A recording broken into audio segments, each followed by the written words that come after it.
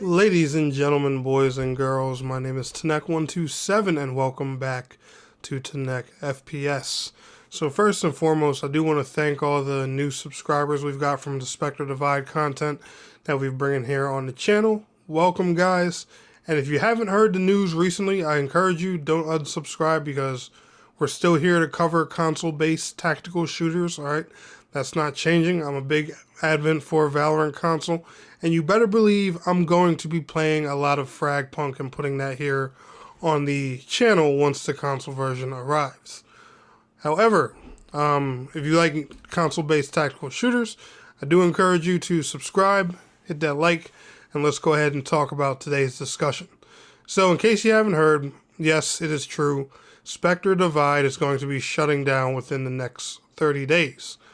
Now, long story short, it just wasn't maintaining enough players and doing enough to keep the studio afloat.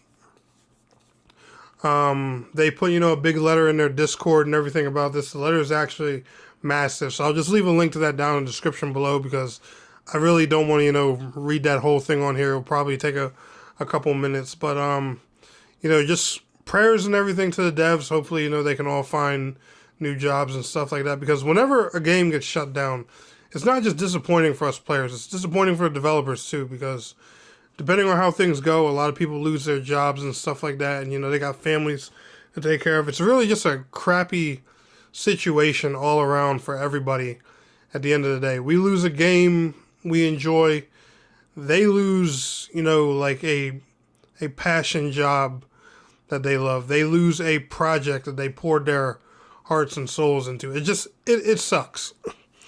All right, I swear the game industry's got to do something to, make these kind of things more stable for people and make, games just more sustainable for themselves. I don't know. There's got to be a better way to start monetizing some of these games so shit like this doesn't happen all the time. But anyway, that's a topic for another day. I want to talk about, why I think Spectre Divide failed and what I think a lot of tactical shooters need to do going forward and stuff like that, because this is probably going to be the future of, a lot of tactical shooters that decide they want to make that jump now. And I'm going to tell you guys straight up, like, one big problem when it comes to a lot of these tactical shooters, just showing up and saying, oh, we want to go get a piece of that nice old Valorant pie. You're about a year too late. And I'm going to be realistic with that.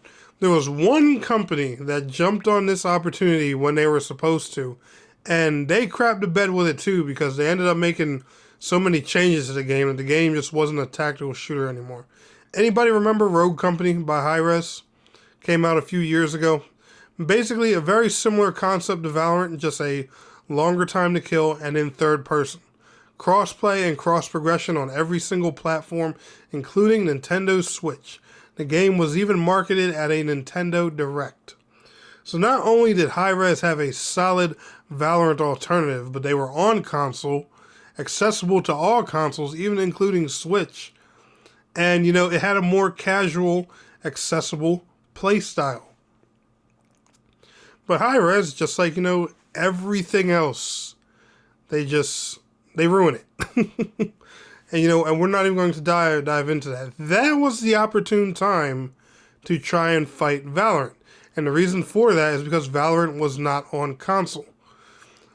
For a lot of these devs trying to make these tactical shooters and Valorant alternatives now, it's going to be really hard to compete when Valorant itself is finally available on console. The time to try and take on Valorant was before it hit console. And I think, a lot of devs are just, missing that point. Like, Fragpunk right now is doing great, and I think Fragpunk's going to sustain itself for a long while. NetEase, they seem to know what they're doing in this realm, especially when you look at how things are going for Marvel Rivals. I'm confident that Fragpunk's going to be here for a while. But I'm not saying, like, Valorant's the greatest game in the world or anything like that.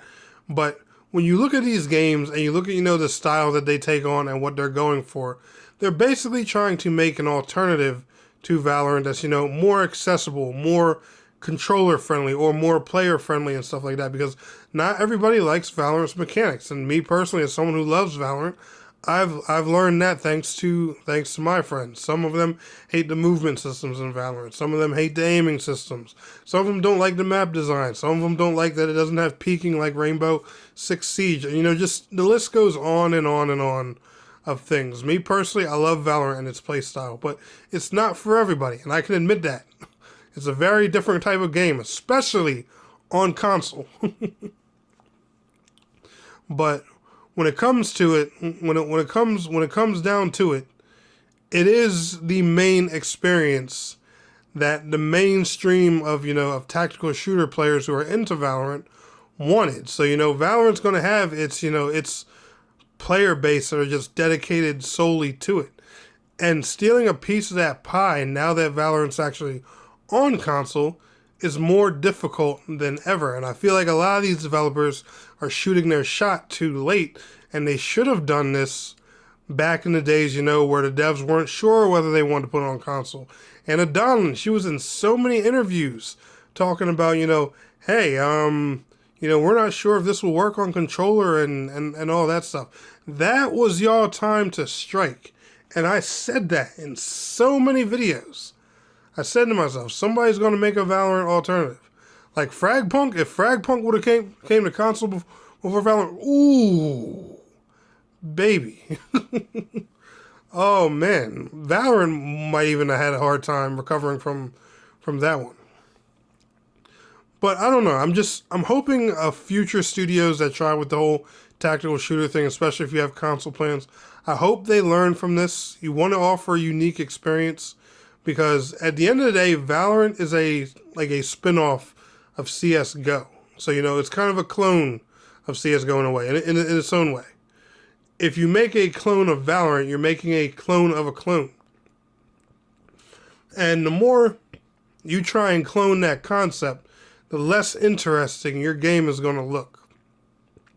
I don't know. I just think, developers who want to bring tactical shooters and stuff like that, now, especially now that, the main beast is on console, you're going to have to approach it carefully, more sensibly, and you're going to have to bring something serious to the table. I know that, that probably sounds harsh and difficult, but guys, realistically, it's the reality of our situation. Look at Fortnite. Look how hard it is for other battle royales to succeed because, the juggernauts are there. Well, we got the tactical shooter juggernaut on console now. So if you want a piece of that pie, you're going to have to bring a really sharp knife. Anyway, guys, let me know y'all thoughts down in the comments below. Y'all enjoyed today's video? Smash that like. I'll see y'all in the next one. Peace out. Have a good one.